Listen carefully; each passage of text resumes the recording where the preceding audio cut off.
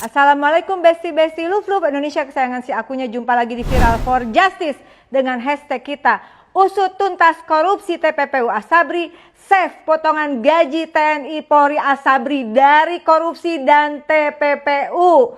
Indonesia bongkar usut tuntas korupsi dan TPPU Asabri, selamatkan potongan gaji prajurit TNI Polri dari korupsi dan TPPU di Asabri.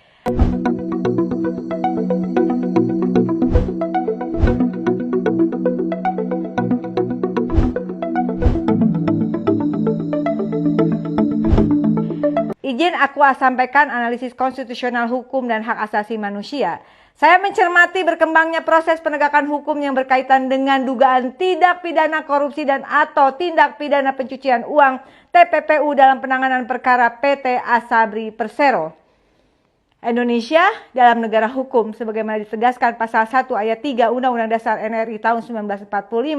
Setiap proses hukum harus wajib dibuktikan secara transparan, profesional, independen, dan berdasarkan alat bukti yang sah dengan tetap menjunjung tinggi asas praduga tak bersalah dan due process of law.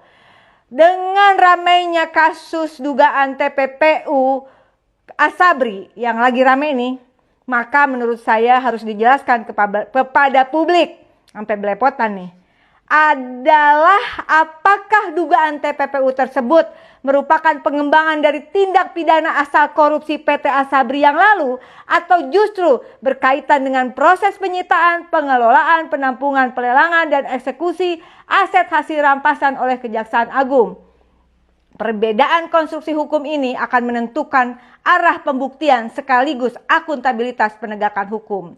Saya mengingatkan ada putusan Mahkamah Agung terhadap Isa Rahmatarwata 25 Juni 2026 yang menjatuhkan pidana terhadap Isa 2 tahun dan denda 200 juta. Ini menegaskan bahwa penyalahgunaan kewenangan regulator melalui keputusan administrasi negara dapat menjadi tindak pidana korupsi. Nah, Indonesia, saya ingatkan kembali, perkara Jiwasraya ada penyalahgunaan kewenangan oleh Isa antara lain berkaitan dengan penerbitan surat nomor S.10214-BL-2009 tentang pencatatan produk asuransi baru Super Jiwasraya Plan dan ada persetujuan financial reinsurance. Walaupun surat tersebut bukan penyebab langsung perkara PT Asabri Persero, pelakunya sama aja. Putusan tersebut menunjukkan adanya kegagalan sistemik pengawasan regulator yang membuka ruang lahirnya ekosistem investasi beresiko tinggi. Pelaku Jiwasraya, pelaku Asabri indikasi kuat sama aja. Nah, perkara Jiwasraya mengakibatkan kerugian negara sekitar 16,81 triliun, Asabri sampai 22,78 triliun. Jadi total mencapai 39,59 triliun. Hal ini lebih dari sekedar kerugian keuangan negara. Saya kasih catatan bahwa perkara Asabri menyangkut dana amanah jaminan sosial prajurit TNI dan anggota Polri dari potongan gaji prajurit TNI Polri. Karena itu keberhasilan aset recovery tidak boleh hanya diukur dari besarnya penerimaan negara bukan pajak PNBP. Catat Kementerian Keuangan. Tetapi dari sejauh mana negara mampu memulihkan hak konstitusional peserta sebagaimana dijamin pasal 28 di ayat 1, pasal 28 di ayat 1, dan pasal 28H ayat 3 Undang-Undang Dasar NRI tahun 1945. Nah, Indonesia dalam konteks tersebut, Pusat Pelaporan dan Analisis Transaksi Keuangan atau PPATK harus menjadi simpul utama penelusuran follow the money, follow the asset, identifikasi beneficial ownership, serta pengawasan terhadap seluruh proses aset recovery agar tidak terjadi TPPU baru dalam pengelolaan aset hasil korupsi. Kagak beres-beres kalau muter-muter di korupsi, disita di korupsi lagi, Masya Allah. Dengan ini saya merekomendasikan, pertama, mendukung Presiden Republik Indonesia Pak Prabowo membentuk evaluasi nasional tata kelola aset recovery, melibatkan Kejaksaan Agung, Kepolisian Negara Republik Indonesia, PPATK, Kementerian Keuangan, Otoritas Jasa Keuangan, dan Badan Pemeriksaan Keuangan, kerja terintegrasi, tidak ada ego sektoral untuk mengaudit seluruh proses penyitaan, pelelangan, pengelolaan, dan pemulihan aset secara transparan, serta menjelaskan konstruksi hukum dugaan TPPU kepada publik, khususnya dalam kasus TPPU Asabri. Disampaikan konstruksi hukumnya, insya Allah.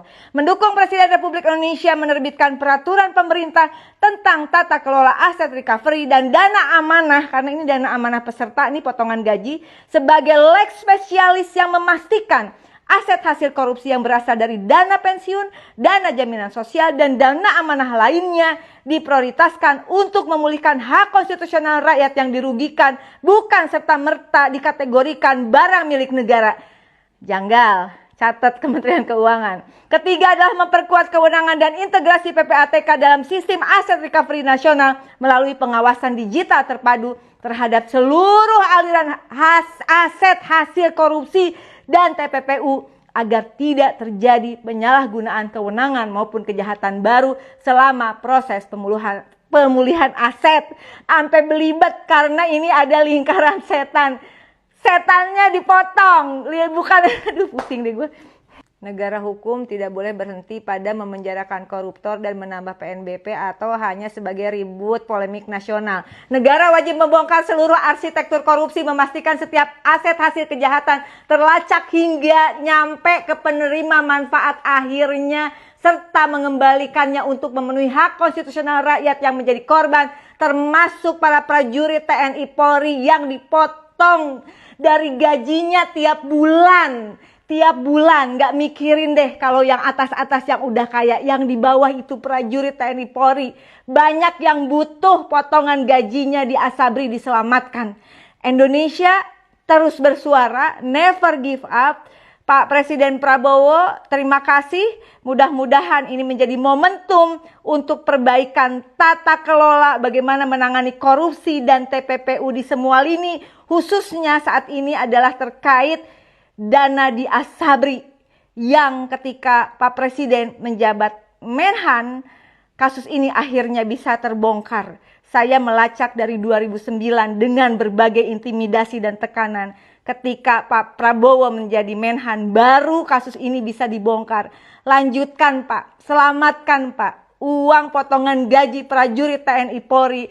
Dengan segala kerendahan hati saya memberikan dukungan agar uang sitaan aset itu benar-benar kembali, nggak pakai jalur berlibet, kembalikan kepada Asabri untuk dikelola dengan prinsip dana amanah dan dikembalikan sebesar-besarnya untuk kepentingan peserta, yaitu prajurit TNI Polri.